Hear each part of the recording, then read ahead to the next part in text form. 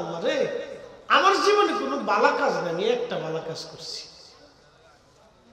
আল্লাহ, আমি সারাদিন মহিষ, দুম্বা, ভেড়া, ছাগল চড়াইতাম, বিকেলবেলা দুধ বিক্রি করতাম, ওই দুধগুলো বেচিয়ে বাজার সদাই করতাম, আর কিছু দুধ, এক পেয়ালা দুধ ভর্তি করে আমি আমার বৃদ্ধ মা এবং বাবার জন্য আমি বাড়ি নিয়ে আসতাম। আমার বাবা মারে দুধ না খাওয়াইয়া আমি কোনোদিন আমার সন্তানদেরকে খাওয়াইতাম না। চিৎকার করে জোরে কন্যা মারহাবা। আর আমার দেশের ছেলেরা বাবা মার দিকে তাকে চোখ রাঙ্গায় কথা কয়, ওরা জুতা দিয়ে বাইরে সমাজ থেকে আলাদা করতে হবে। ঠিক আছে বলেন, জোরে বলেন।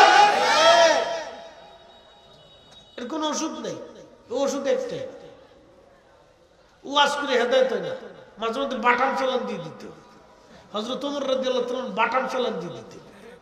হ্যাঁ, হযরত আলী, উসমান, আবু বকর বাটাম চালান, কোনো কথা হবে না, কথা শুনবে না তো চালান দিয়ে দিলাম, যা খালি ওয়াজ হয় সব কিছু। খালি মনোযোগ দিয়ে শুনিয়া যান। লোকটি কাঁদে আর বলে, রাত দুধ আমি আমার মারে বাবারে না খাওয়াইয়া আমি কোনোদিন দুধ খাই নাই গো আল্লাহ, সন্তানদেরকে খাওয়াইতাম না। একদিন ফিরে যাইতে আমার রাত হয়ে গেল, যাই দেখি আমার বৃদ্ধ মা আর বাবা দুইজন বিছানায় ঘুমায় পড়ছে। মালিক, ঘুম থেকে জাগাইলে মা বাবার কষ্ট হবে। আমি দুধের পেয়ালা হাতে করিয়া মা বাবার বিছানার পাশে আমি বসে রইলাম। গভীর রাত, বাচ্চারা ক্ষুধার কারণে কেঁদে কেঁদে কেঁদে কেঁদে ঘুমায় গেল। আমি বাচ্চার মায়া করি নাই, মা বাবারে দুধ পান না করাইয়া আমি সন্তানকে খাওয়াইব না। দুধের পেয়ালা হাতে নিয়ে আমি বসেছিলাম। গভীর রাত্রিবেলা মা ঘুম ভাঙার পরে, বাবার ঘুম ভাঙার পরে আমি আমার বৃদ্ধ মা বাবার আগে দুধ পান করাইছি, তারপরে সন্তানকে দুধ পান করাইছি। আল্লাহ বললেন, ওয়াবুদুল্লাহ ওয়ালা তুশরিকু বিহি শাইআন ওয়া বিল ওয়ালিদাইনি ইহসানা।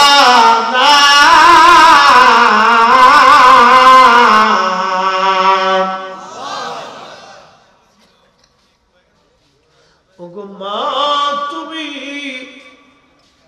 এ ধরনের শ্রেষ্ঠ নিয়ামত তোমারই পদতলে রয়েছে জান্নাত। গো মা, তুমি এ ধরনের শ্রেষ্ঠ নিয়ামত তোমারই পদতলে রয়েছে জান্নাত।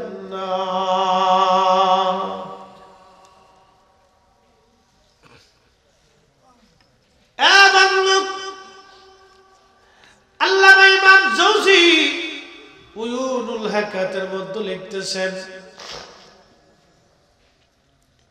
মালিক ইবনে দিনার হজ করতে গেছেন মক্কায়। হজ শেষ করার পর আল্লাহকে বলল, আল্লাহ, কার হজ কবুল হলো, কারটা হলো না তো বলতে পারলাম না, তুমি যদি আমারে জানাও হজ কবুল হয়েছে নি। রাত্রিবেলা ঘুমায়, স্বপ্নে করে আল্লাহ বলেন, মালিক রে, সবার হজ কবুল হয়েছে, কিন্তু একজনের হজ কবুল হয় নাই। সবার জীবনের গুনাহ মাফ করছি রে মালিক, কিন্তু একজনের গুনাহ আমি আল্লাহ মাফ করি নাই। মালিক ইবনে দিনার চিন্তিত, ওই লোকটা যদি আমি হই, আমার জীবন বড় সর্বনাশ হয়ে যাবে।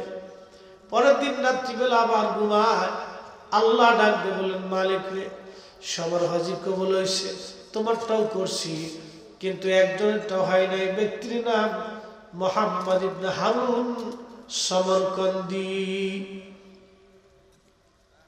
ঘুম থেকে উঠিয়ে মালিক ইবনে দিনার চলে গেলেন তিনি মক্কায়।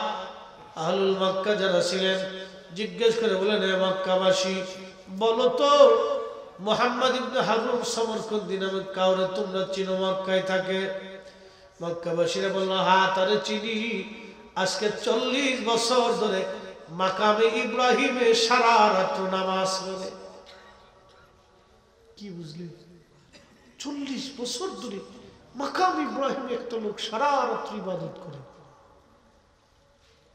তার হজ কবুল হয় না, তারে আল্লাহ মাফ করে না। কারণ কি?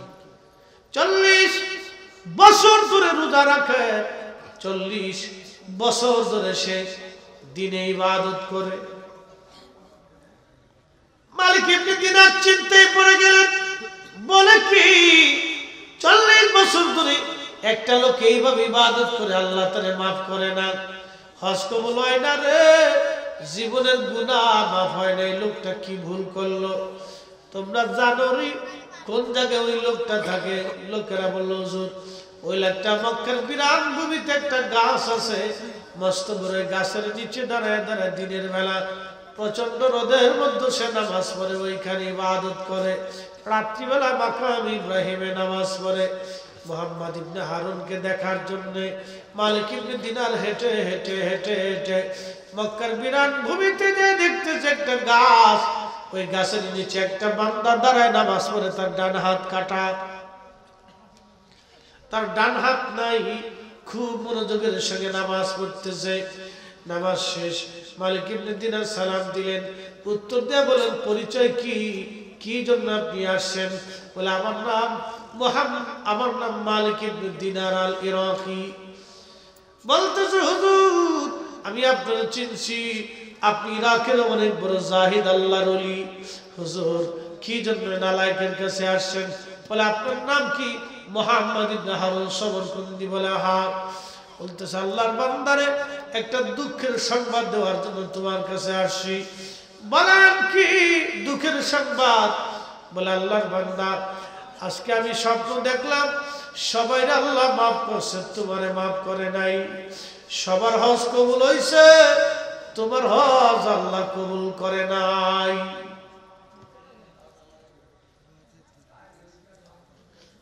লোকটা বসে বসে কাঁদে আর বলে, হুজুর শুধু আজকে আপনি না, 40 বছরে 40 জন আবদাল এসে, আল্লাহ ওলি এসে হজ শেষে আমার সংবাদ দিয়ে গেছে, সবার ক্ষমা হয়, আমার ক্ষমা হয় না, সবার মাফ হয়, আমার মাফ হয় না, সবার হজ কবুল হয়, কিন্তু আমার হজ কবুল হয় না। কি সর্বনাশ হয়ে গেল। বলে, হুজুর আজকে আপনি দিয়ে গেলেন 40তম বছর আপনি দিলেন, কিন্তু বাকি হলো 40 বছর, 39 জন আল্লাহর ওলি এসে আমার এই সংবাদ দিয়ে গেছে। হুজুর আমি কি করব এখন বলেন? 40 বছর ধরে মাকাম ইব্রাহিমে নামাজ পড়ি, 40 বছর ধরে রোজা রাখছি, 40 বছর ধরে আমি দিনের বেলা 40 দিন পর পর একবেলা পেট ভরে খাই, বাকি দিনগুলি অল্প অল্প খাই। চিন্তা করেন তো, আহা লোকটা কেঁদে ফেলছে। হুজুর আমি কি করব? মালিক ইবনে দিনার বললেন, বলো আল্লাহর বান্দা তোমার জীবনে কি ভুল করছো তুমি? লোকটা কাঁদে আর বলে, হুজুর আমার জীবনের একটা ভুল আজকে আমার এই পর্যন্ত নিয়ে আসছে। ভুলটা হলো আমি মদ্যপায়ী ছিলাম, নেশাখোর। আমি নেশা করতাম। শুয়োরের গোশত যেমন হারাম, কুত্তার গোশত যেমন হারাম, কুকুরের বিষটা যেমন হারাম, নেশা ওইরকম হারাম, মদ ওইরকম হারাম, ইয়াবা ওইরকম হারাম, গাঁজা ওইরকম হারাম। যারা গাঁজা খায় ওরা কুত্তার পায়খানা খায়। কুত্তার পায়খানা যেমন হারাম, গাঁজা বাবা ইয়াবা হিরোইন এরকম হারাম। কথা খারাপ বেশি ভাই? হ্যাঁ, একবার ডাইরেক্ট অ্যাকশন, বাকি ঝুঁকি নেই। ওর সাথে কুত্তার বুখা বিশেষ জাত ফসা জিনিস খায়, মদ খায়।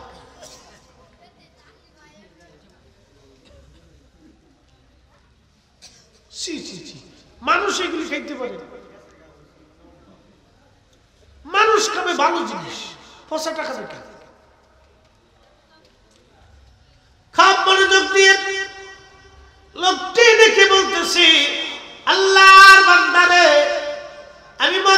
ছিলাম এই যে রজব, এরপরে শাবান মাস, এরপরে শাবান, তারপরে মাহে রমজান।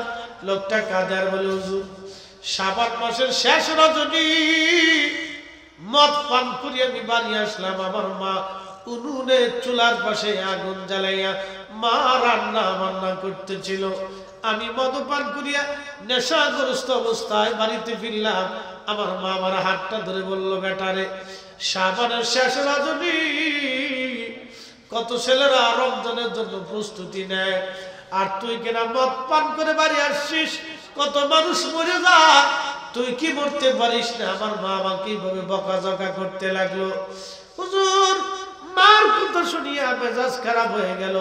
মেজাজ যখন খারাপ হয়েছে, আমি আমার মার এরকম মারতে লাগলাম, ঘুষি মারতে লাগলাম, আঘাত করতে লাগলাম। হাত আপনি কাটা দেখতেছেন, এই হাত দিয়ে আমি মাইরে মারতে লাগলাম। একটা পর্যায়ে মা আমাকে আরো বকাঝকা শুরু করলো। আমি মারে জাপটে ধরে নিয়ে চুলার আগুনের উনুনের মধ্যে, মার আগুনের মধ্যে ফেলে দিলাম। হুজুর আমি নেশাগ্রস্ত ছিলাম। আমার স্ত্রী আমার ধাক্কাইয়া ঘরের মধ্যে নিয়ে দরজা মেরে দিল, তালা মেরে দিল বাহির থেকে। হুজুর সকালবেলা নেশার ঘোর যখন আমার কেটে গেছে, স্ত্রীকে ডাক দিলাম দরজা খুলে দেওয়ার জন্য। আমার স্ত্রী কর্কশ ভাষায় আমাকে বলে দিল, তোমার সঙ্গে আর কোনোদিন সংসার করা যাবে না, এমন নাফরমানের সঙ্গে আর কোনো সংসার হয় না। আমি ডাকতেছি, বিবি কি হয়েছে রে? আমার বিবি ডাক ডাকে, স্বামী রে কালকে রাত্রিবেলা নেশার করে তুমি মাইরে মেরে ফেলছো আগুনের মধ্যে পুরাইয়া। যে তার মাইরে মারে ফেলতে পারে, ওই পুরুষের সঙ্গে সংসার করা সম্ভব না, এটা নাফরমান। আর আমার দেশের বেটিরা পুলারে লইয়া আলাদা ঘর লয়।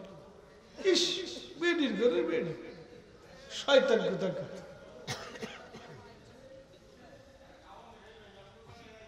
মন খারাপ করেন না, খালি এই মহিলার দোষ দিয়ে লাভ নাই, বোনেগার দোষ দিয়ে লাভ কি? আমার দেশে কিছু পান খাওয়া বেডি আছে, আলা গিরাম ঘুরে ঘুরে আর খালি পান চাপায় ছাগলের মতো। এই কি কথা কর না কেন? এই পান খাওয়া বেটিরা গ্রামের, এই বেটির দোষ এই বেটির কাছে, এই বেটির দোষ এই বেটির কাছে, এই পাড়ার করে এই পাড়ার কাছে, সেই বাড়ির গোপন খবর এই বাচ্চা কইয়ে একবার বিরাট ঝগড়া বাঁধায়। এটা পান খাওয়া বেটি, কুটনা বেটি, জুতা দিয়ে বাইরিয়ে গ্রাম থেকে এগুলোর তাড়ানোর দরকার।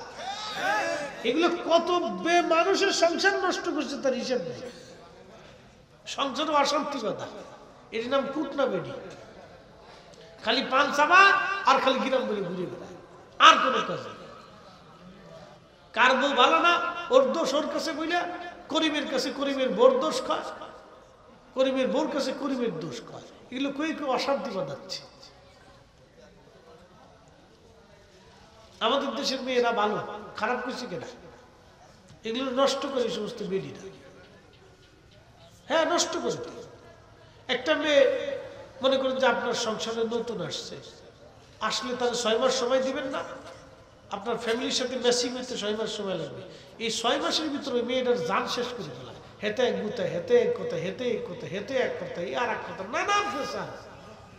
বেটিটা এক জায়গায় বললে বাপরে বাপ, ওটার নাম দিচ্ছি আনলিমিটেড রেডিও, ব্যাটারি ছাড়া করতেই থাকে। ফ্যানের ভিতরে যে কত কথা আছে আল্লাহ জানে, আর বেটি জানে।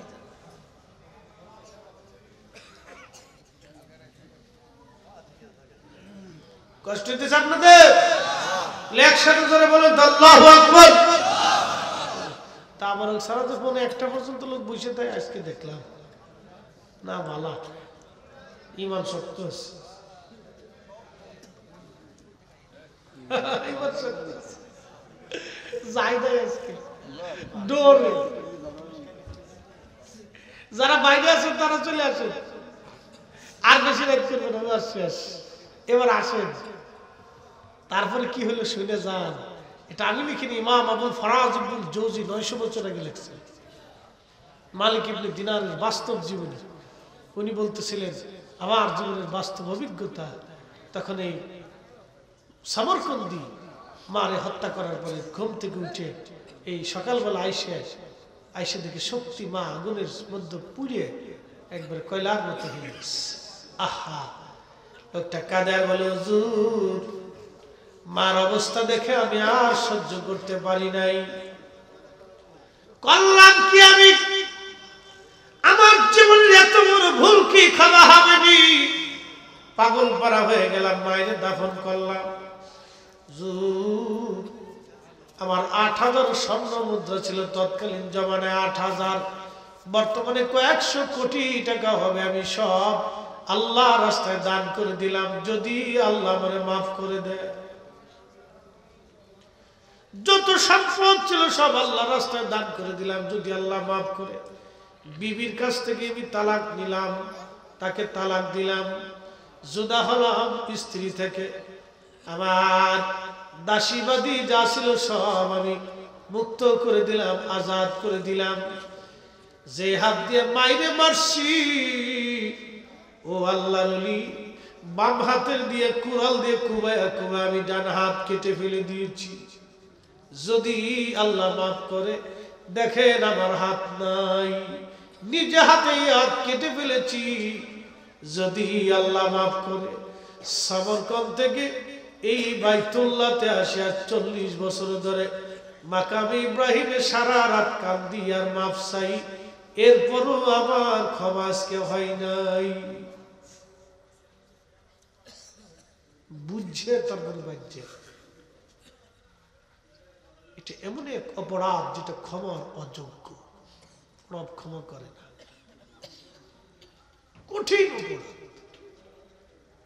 ক্ষমা হয় না এটা।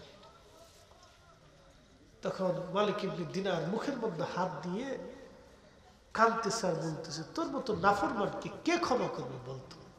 কি করছিস জীবনে, কত বড় ভুল তুই বুঝিস? এত বড় অন্যায় কেউ করে? হাই হাই হাই, করছিস কি তুই? তখন মুহাম্মদ ইবনে হারুন সমরকন্দি চোখের পানি ছেড়ে দিয়ে আল্লাহর দরবারে হাত বাড়াই দিয়ে বলতেছে, হে রব্বি করিম, বিপদ অপসরণকারী, মুসিবত দূরকারী, তওবা কবুলকারী, তোমার প্রশংসা করার মতো যোগ্যতা আমার নাই, তোমার প্রশংসা তুমি নিজেই করেছ আল্লাহ। তোমার এই বান্দা একটা ভুলের জন্য 40টা বছর ধরে মাপ চাইতেছি আল্লাহ। আমি এমনি মাপ চাই নেই, 40 বছরের অনেক ইবাদত দিয়ে, নামাজ দিয়ে, রোজা দিয়ে, জিকির দিয়ে, ফিকির দিয়ে তোমার দরবারে মাপ চাইতেছি আল্লাহ। তোমার বান্দাকে যদি তোমার দরজা থেকে ফিরাও, এইভাবে কিতাবে আসছে, তোমার বান্দাকে যদি তোমার দরজা থেকে ফিরে দাও, এ বান্দা কোথায় যে হাত পাতবে আল্লাহ? বান্দার হার কোথাও যাবে না। হে আল্লাহ, তুমি তো ক্ষমার ঘোষণা করে দিয়েছ আল্লাহ, আমি তো ওই রহমতের আশা নিয়ে প্রতীক্ষায় বসে আছি। আল্লাহ যদি ফিরে দাও, এ বান্দা কোথায় যাবে? খুব বিনয়ে বিনয়ে সে কাঁদতেছিল আর মাপ চাইতেছিল। এই জন্য দোয়া করবেন, অধিক পরিমাণে হাত পেতে দিয়ে বিনয়ে মাপ চাবেন। যারা দোয়া বন্ধ করতে চায় সব শয়তানের ভাই, যারা দোয়া বন্ধ করতে চায় সব শয়তানের ভাই। এরা মানুষের কাতারে না, ওদের আহলের মিত্র কুত্তায় পেশাব করছে। ঠিক আছে, দোয়া চলবে না বন্ধ হবে? চলবে। সহিহ বুখারীতে আসছে, দেখেন 3 বান্দা কিন্তু হাত বাড়াই আল্লাহর কাছে কাঁদতেছে, আল্লাহ কোন ইবাদত। মুহাম্মদ ইবনে হারুন সমরকন্দি দোয়া করে কেঁদে কেঁদে হয়রান। মালিক ইবনে দিনার রাত্রিবেলা ঘুমাই রয়েছে, স্বপ্ন দেখে রহমতের নবী তশরিফ আনছে। ডাক ডাকে, রে মালিক, কে তোমাকে আল্লাহ থেকে বান্দাকে জুদা করতে বলছে? কে বলছে খোদা ক্ষমা করবে না? তাড়াতাড়ি যাও। আল্লাহর বান্দা মুহাম্মদ ইবনে হারুন সমরকন্দিরে যায় বলো, আমার মালিক আল্লাহ তার জীবনের অপরাধ মাফ করে দিছে। একসাথে জোরে বলেন না সুবহানাল্লাহ। তুমি রহমান, তুমি মেহেরবান, বলেন তুমি রহমান, তুমি মেহেরবান। অন্ধ গাহে না শুধু তোমারই গুণ প্রভু শান, তুমি রহমান, তুমি মেহেরবান।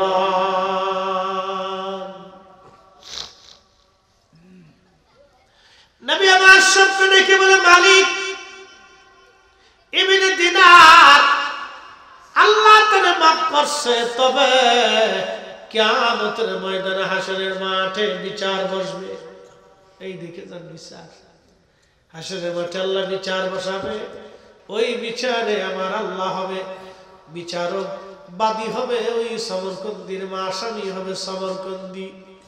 মা মামলা করবে, ছেলের বিরুদ্ধে রায় হবে। সেই দিন আমার আল্লাহ তারে দুনিয়ার 3 দিনের সমান 72 ঘন্টা এই পরিমাণ সময় আমার রব আমার আল্লাহ তারে জাহান্নামের আগুনের মধ্যে পুরাইতে থাকবে। ক্ষমা তো হইছে, কিন্তু জাহান্নামের আগুনের শাস্তি মাফ নাই। বুঝতে পারছেন? এই জন্য সব নাফরমানি মাফ হলেও এটার শাস্তি পেতেই হবে। বাবা মার অবাধ্যতার শাস্তি পেতেই হবে, বাবা মার অবাধ্যতার শাস্তি তাকে পেতেই হবে, এটা মনে রাখবেন, পেতেই হবে তাকে। এই জন্য এই বিষয়ে খুব সযত্ন থাকবেন। মা বোনরা শুনেছেন, আর যে পান খাওয়া বেডি খালি ভেজাল মারা, এটাও শুনেছেন। বাটাম চালান কিন্তু কম হবেন না। কবরের ভিতরে সবচেয়ে কঠিন আযাব হয় এই যারা চগলখুরি করে বেড়ায়, কুটনামি করে বেড়ায়, এগার কবরের ভিতরে সবচেয়ে জটিল কঠিন আযাব হবে। কবি মনোযোগ দিয়ে শুনিয়া যান। মুহাম্মদ ইবনে হারুন সমরকন্দির কাছে চলে গেল হযরত মালিক ইবনে দিনার। সংবাদ দেখ আল্লাহর বান্দারে, শোনো, আমার মালিক তোরে আল্লাহ মাফ করছে, কিন্তু 3 দিন জাহান্নামের আগুনে পুড়তে হবে। তাও আল্লাহ তোরে মাফ করবে যদি মা মাফ করে দেয়। তবে 3 দিন পরে মার মনে দয়া লাগবে, আল্লাহকে বলবে, রব আমার সন্তান জাহান্নামে থাকবে না, আল্লাহ তুমি বের করে নিয়ে আসো। মা দেখছেন মা ওইবারেও মা দয়া করবে। আহা, ওই সময় আল্লাহ মার মনে দয়া সৃষ্টি করে দিবে। চিন্তা করতে পারছেন? এই কথার খুশি সংবাদ শুনিয়া মুহাম্মদ ইবনে হারুন সমরকন্দি খুশির চোটে মারা গেল। খুশিতে মানুষ মারা যায় না? মারা যায়, খুশির চোটে মারা গেল, ইন্তেকাল করল। মালিক ইবনে দিনার তার জানাজা পড়াইলেন, দাফন কাফন করলেন। বললেন আল্লাহর একজন বান্দা মকবুল, আল্লাহ তার মাফ করে দিচ্ছে।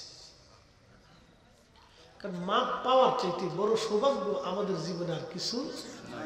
আমরা কিন্তু সবাই অপরাধী, যদি আল্লাহ মাফ করে দেয় তাহলে এর চাইতে বড় সুসংবাদ আমাদের জীবনের কিচ্ছু নেই। যদি আল্লাহ বলে যারে ফরিদি তোরে মাফ করে দিছি, আহা কি যে সুসংবাদ, এটার চাইতে সুসংবাদ আর কিচ্ছু নেই। কিন্তু আল্লাহ বলছেন লা তাকনাতু মির রাহমাতিল্লাহ, আমার রহমত থেকে নিরাশ হইস না, আমি একটা ফায়সালা করে দিই। কিন্তু আল্লাহর কাছে হাত বাড়াইতে হবে, মাফ চাইতে হবে। মনে মনে কলা খাইলে কলা খাওয়ায় না, মনে মনে মাফ চাইলে মাফ চা হয় না, হাত বাড়াইয়া বিনয় বিনয় চাইতে হবে।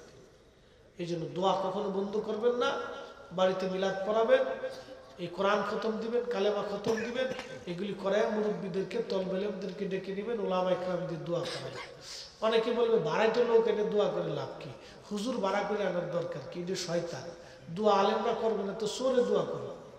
হ্যাঁ, এই শয়তানে কয় কি দেশে কত কোয়ালিটি শয়তান হয়েছে ভাই। দোয়া আলেমরাই তো করবে, দোয়া তো সোরে করতে না, সুদ করে দোয়া করবে, দোয়া তো আলেমরাই করবে। আলেমদেরকে যে দোয়া করাবেন, বাকিরা আমিন আমিন করবে। ইমাম সাহেব দোয়া করবে, বাকিরা আমিন আমিন করবে। এটা মনে রাখবেন। আল্লাহ পাক এগুলি করার তৌফিক দিক সকলে বলে না আমিন। সাথে সাথে বান্দা হাত তুলে আল্লাহ, আমি জীবনে এই ভালো কাজটা করছিলাম, আমার মা না খাওয়াইয়া আমি সন্তানদেরকে খাওয়াইনি। আল্লাহ যদি তোমার পছন্দ হয় তো পাথর সরাই দাও। ঠাস করে পাথরের বাকি 2 ভাগের 1 ভাগ গুহার সামনে থেকে সরে চলে গেল। বাড়ি যায় সুবহানাল্লাহ কই না, দরকার নাই, একসাথে বলি সুবহানাল্লাহ। আর আছে কয়টা? একটা আছে। একটা কি কমু? যুবকরা ভালো করে শুনে যাও, এটা হলো ইম্পর্টেন্ট যুবকদের জন্য। ওই বান্দা হাত তুলে আল্লাহ জীবনে কোনো নেক নেই, একটা করছি। আমার এক সুন্দরী এলাকার এক বোন আছিল, খুব সুন্দর। আমি তার সৌন্দর্যের প্রতি লালায়িত হয়ে গেলাম, তাকে কুপ্রস্তাব দিতে থাকলাম, কোনো মতেই রাজি হয় না। এক পর্যায়ে 1000 স্বর্ণ মুদ্রার বিনিময়ে সে রাজি হয়ে গেল। 1000 স্বর্ণ মুদ্রা বুঝছেন বর্তমানে কয়েকশো কোটি টাকা। যুবক দেখে বলে না, অনেক কষ্ট করে 1000 স্বর্ণ মুদ্রা তার হাতে দিয়ে আমি তার সঙ্গে জানা করার জন্য উদ্বুদ্ধ হলাম। জানা করতে যাব, এমন সময় আমার ওই বোন আমাকে ডাক দিয়ে বলল, ভাই রে, দুনিয়ার কেউ যদি না দেখে, আমার মালিক আমার আল্লাহ দেখতেছে, তুমি ওই আল্লাহকে ভয় করো। কথাটা বলার সঙ্গে সঙ্গে, মালিক তুমি তো জানো আমার অন্তরের মধ্যে তোমার ভয় ঢুকে গেল। আমি জানার থেকে নিবৃত্ত হইয়া চলে আসলাম, ওই টাকাও কোনোদিন ফেরত নেই নাই। আল্লাহ রব যদি পছন্দ হয় আজকে পাথর তুমি সরাইয়া দাও। একসাথে বলবেন আল্লাহু আকবার। এই যুবকটাকে আল্লাহ আরশে মুআল্লার নিচে জায়গা করে দিবে। এটা কঠিন জিহাদ। এটা একজন যুবকের জীবনের সবচেয়ে বড় জিহাদ। এটা এই কঠিন সময় কোন যুবক নিজেকে নিবৃত করতে পারে না। যে করতে পারে আল্লাহ তাকে টান দিয়ে আরশে মুআল্লার নিচে নিয়ে জায়গা করে দিবে। তার ওলি বানাই দেয়। কঠিন।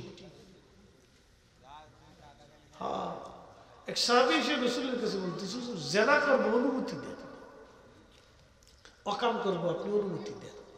আল্লাহ রাসূল বলছেন, বসো, দাঁড়াও, জিনা করবা? বলে হ্যাঁ, আমার অন্তরে লিপ্সা লাগছে, জিনা করো। নবী বলেন, কয়টা উত্তর দাও। বলেন, ইয়া রাসূলুল্লাহ, তোমার মার সাথে তো জিনা করার অনুমতি দিবা? বলেন না, মরে গেলে। তোমার বোনের সাথে কেউ জিনা করুক, তুমি অনুমতি দিবা? বলে হুজুর অসম্ভব, মৃত্যুবরণ করলে। বলে তোমার স্ত্রীর সঙ্গে কেউ জিনা করুক, অনুমতি দিবা? বলে কখনোই না। বলে তোমার মেয়ের সাথে কেউ জিনা করুক, তুমি অনুমতি দিবা? বলে অসম্ভব, তা হবেই না। আল্লাহ রাসূল বললেন, তাহলে তুমি তো জিনার জন্য লিপ্সায় পাগল পাড়া হয়ে গেছ। তুমি কোন নারীর সাথে জিনা করবা? সে নারী কারো মা, কারো মেয়ে, কারো বোন, কারো স্ত্রী। সাহাবী আস্তে করে নিস্তার হয়ে রাসূলের কদমে পড়ে বললেন, হুজুর ভুল হয়ে গেছে, অন্তর থেকে জিনার লিপ্সা উঠিয়ে দিলাম, তওবা করলাম। কয়েকদিন আগে সুবর্ণচরের নোয়াখালীতে জজ সাহেব রায় দিছে, ভোটের রাত্রে এক মহিলারে গণধর্ষণ করছিল, ওদের মৃত্যুদণ্ড দিছে। একসাথে বলবেন আলহামদুলিল্লাহ। তো প্রকাশ্য মৃত্যুদণ্ড দেওয়া উচিত। ওরা মানুষের জাতি না, ও মানুষ হতেই পারে না। ওদেরকে কুত্তা দিয়ে কামড়ে খাওয়াইতে হবে। ওরা মানুষ হয় না। কে বলছে মানুষ? বুঝতে পারছেন এই অবস্থা? এগুলি থেকে আমাদেরকে নিবৃত্ত হতে হবে, মা বোনরা সচেতন হতে হবে। শোনেন, আপনাদেরকে বলতেছি, মা বোনদেরকে বলতেছি, কোন নারী বেগানা পুরুষের সাথে নরম ভাষায় কথা বলবে না, কর্কশ ভাষায় কথা বলতে হয়। নরম ভাষায় কথা বললে ওই পুরুষ নারীর দিকে আকৃষ্ট হয়। কর্কশ ভাষায় কথা বলবেন, গরম ভাষায়, সুবিধা দিবেন না। আর কথা বলার দরকারটাই কি? এখন তো কথা কোয়া লাগে না, আমাদের মোবাইলের মেসেজের ভিত্তিতে যায় গেছে। শয়তান অসুবিধা পেয়ে গেছে। যা, কাজীদেরকে জিজ্ঞেস করবেন বিয়ে পড়ান কত, পড়াই যাবো, ছাড়াই যাবো, ছাড়াছাড়ি থেকে সব মোবাইলের দোষ। কারো দোষ না, সব মোবাইলের দোষ। এই জন্য কেয়ারফুল থাকতে হবে। সন্তানদেরকে এগুলি শিখাইতে হবে, বুঝাইতে হবে, ছোট কাল থেকে খাস পর্দা শিখাইতে হবে। আল্লাহ আমাদের তৌফিক দান করুন। সকলে বলে আমিন।